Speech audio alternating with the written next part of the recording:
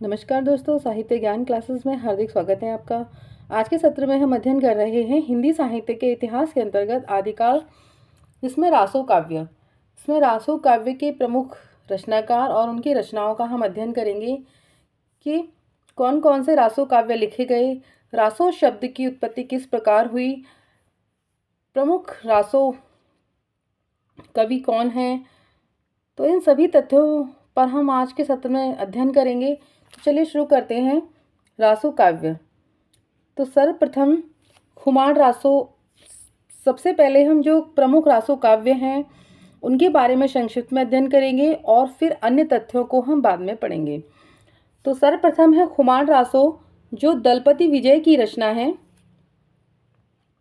दलपति विजय की रचना है, 9वीं सदी का समय है और एक प्रबंध काव्य है। चित्तौड़ नरेश खुमार की वीरता का वर्णन इसमें किया गया है। इसमें बगदाद के खलीफा अल मामू से युद्ध व उसमें विजय का वर्णन है। यह 5000 छंदों का विशाल काव्य ग्रंथ है।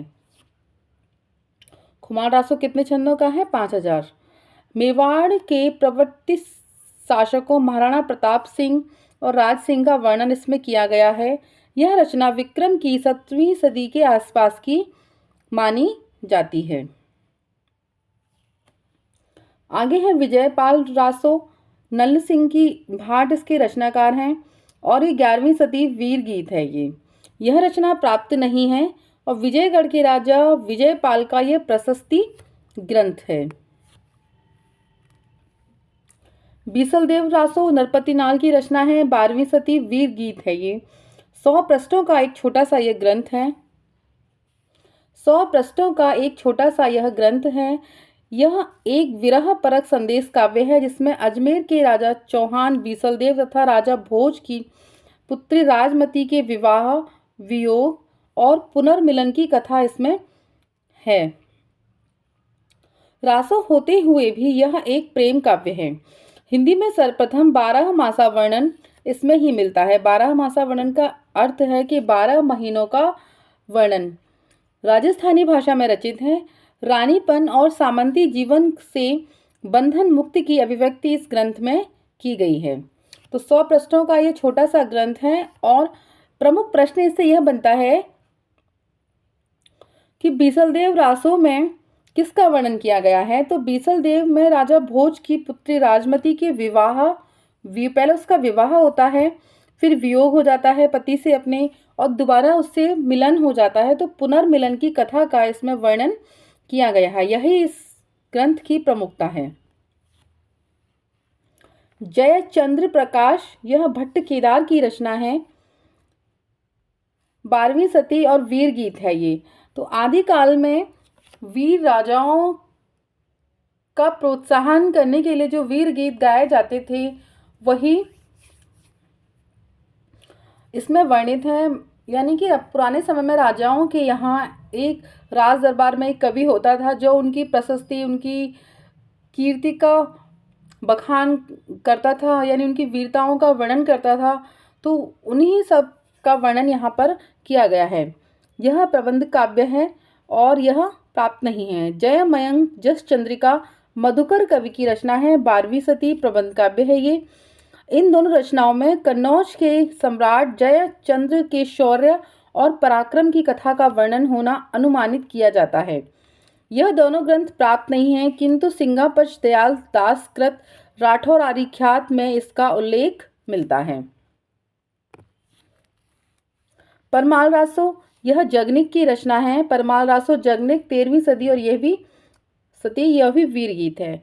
महोबा के राजा परमाल देव के 2 वीर थे, आला और उदल की वीरता का इस पर वर्णन किया गया है। उत्तर प्रदेश में वर्षा ऋतु में आला खंड के नाम से यह गाया जाता है। इसका केंद्र बैसवाड़ा है। फर्रुखाबाद के तत्कालीन कलेक्टर चार्ल्स इलियट ने सर्वप्रथम 1865 ईस्वी में इसे प्रकाशित कराया था। तो इससे प्रश्न बनता है कि आला और उदल की वीरता का वर्णन किस ग्रंथ में किया गया है। तो परमाल रासो में किया गया है। और आला कहाँ गाया जाता है? तो उत्तर प्रदेश में एक गीत के रूप में आला गाया जाता है। आगे है रणमल छंद श्रीधर की रचना है। ये 14वीं सदी इसका समय है और यह भी एक वीर गीत है। इंदौर के राठौड़ राजा रणमल की पाटन के सूबेदार जफर खान पर विजय प्राप्ति का वर्णन है। यह 70 छंदों का एक काव्य ग्रंथ है। कीर्तिलता एवं कीर्ति पताका, यह दोनों विद्यापति की रचनाएं हैं। कीर्तिलता और कीर्ति पताका विद्यापति और यह प्रबंध काव्य है और पूर्वी अपभ्रंश भाषा का इसमें प्रयोग किया गया है। 14वीं सदी का अंत या 15वीं सदी का प्रारंभ इन दोनों का समय है, यानी कंफर्म नहीं है कि कौन सा समय है, तो 14वीं सदी का अंत भी कह सकते हैं और प्रारंभ भी, तो उस समय की दोनों रचनाएं हैं। कीर्तिलता के बारे में, ये दोनों की भाषा कैसी, अगर प्रश्न बनता है, कीर्त अपभ्रंश भाषा है। तिरहुत के राजा कीर्ति सिंह द्वारा अपने पिता का बदला लेने का इसमें वर्णन है। ऐतिहासिक महत्व, जौनपुर नगर का यथार्थ वर्णन है। इसमें कवि ने इसे स्वयं कहानी कहा है, यहाँ पे ना होगा, कहानी कहा है। विद्यापति ने स्वयं इसकी भाषा को अवहट्ट कहा है। इसकी रचना भृंग भृंगी संवाद में है। तो कीर्तिलता की महत्वपूर्ण प्रश्न बनता है कि कीर्तिलता की रचना किस में हुई है, तो भृंग भृंगी संवाद में इसकी रचना हुई है। और इसमें कहाँ का वर्णन है, तो जौनपुर नगर का यथार्थ वर्णन इस रचना में किया गया है। कीर्ति पताका, यह भी विद्यापति की है। यह रचना प्राप्त नहीं है। इस रचना में तिरहुत के राजा शिव सिंह का इसमें वर्णन किया गया है। आगे रासो शब्द की उत्पत्ति के संदर्भ में विभिन्न विद्वानों के कथन कि रासो शब्द की उत्पत्ति किस प्रकार हुई, इसके प्रस्तुता क्या है, तो मूल गार्षा तासी जो मानते हैं, जिन्होंने हिंदी साहित्य का प्रथम इतिहास लिखा फ्रेंच भाषा में, गार्षा तासी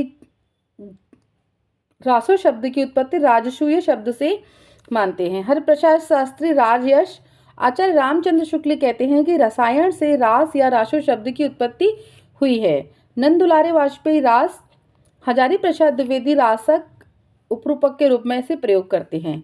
राम स्वरूप चतुर्वेदी रासौ या रस, दशरथ शर्मा रासक, माता प्रसाद गुप्त रासक, गणपति चंद्रगुप्त रासक रास, रासा, रासु या रासो, काशी प्रसाद जायसवाल इसे रहस्य कहते हैं। तो विभिन्न विद्वानों ने रासो शब्द की उत्पत्ति के संबंध में माना है कि किस प्रकार रासो शब्द की उत्पत्ति हुई। अब कुछ कथन हैं, तथ्य हैं। पृथ्वीराज रासो चंद्रबरदाई की रचना है। इसके बारे में मिश्र बंधुओं ने लिखा है कि हिंदी का वास्तविक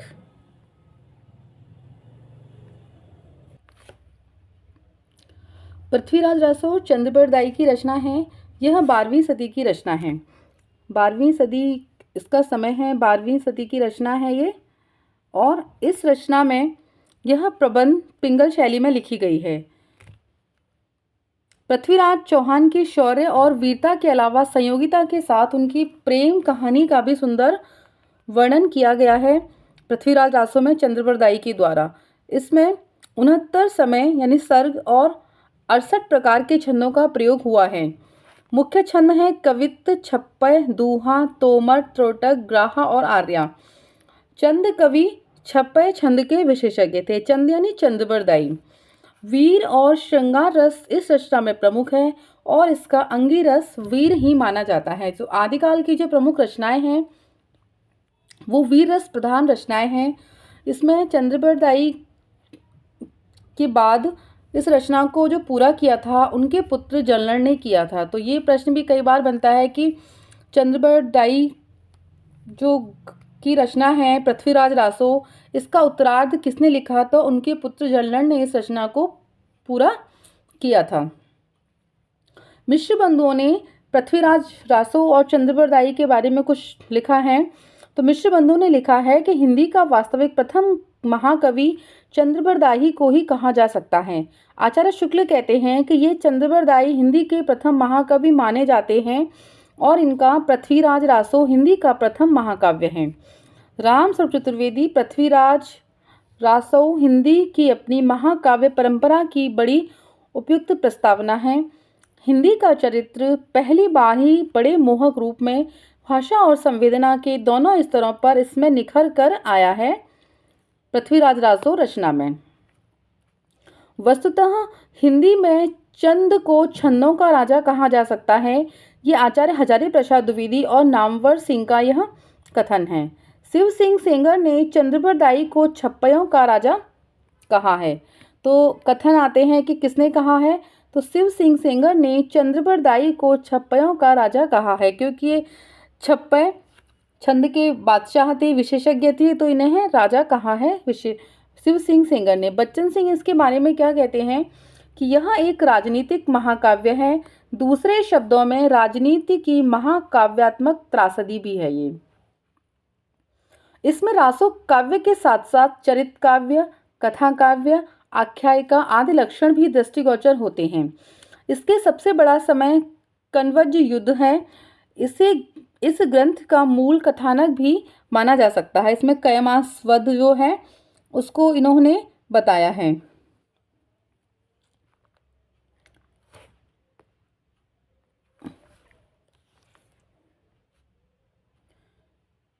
कयमास वध नामक खंड में मंत्री कयमास के कामांध हो जाने, इस रचना में बताया गया है कि मंत्री कयमास जो कामांध हो जाता है और इस कारण पृथ्वीराज उसका वध करने का कथानक भी इसमें वर्णित है। पृथ्वीराज रासो का रचनाकाल और मूल रूप सर्वाधिक विवादित है।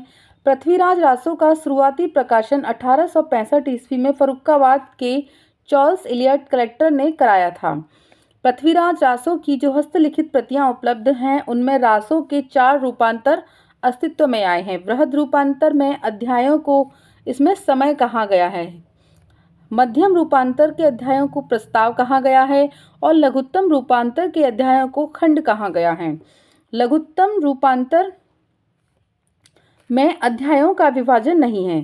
पृथ्वीराज रासो में यात्राओं के प्रमुख 3 हेतु हैं, मृगया आखेट, विवाह, युद्ध और रण। डॉक्टर दशरथ शर्मा तथा मीनाराम रंगा ने पृथ्वीराज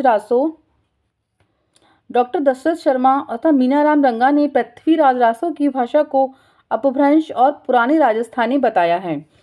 पृथ्वीराज रासो की भाषा का प्रथम अध्ययन श्री ग्राउस ने किया था सन 1973 ईस्वी की रॉयल एशियाटिक सोसाइटी के जर्नल में प्रकाशित अपने लेख में उन्होंने रासो की भाषा को 12वीं शताब्दी के साहित्य में प्रयुक्त होने वाली ब्रज भाषा माना है। चंद्रबरदाई डॉक्टर सुमन राजे का जो आधा इतिहास है उसमें से यह लिया गया है। इस काव्य के अधिकांश छंद प्राकृत और अपभ्रंश युग के हैं।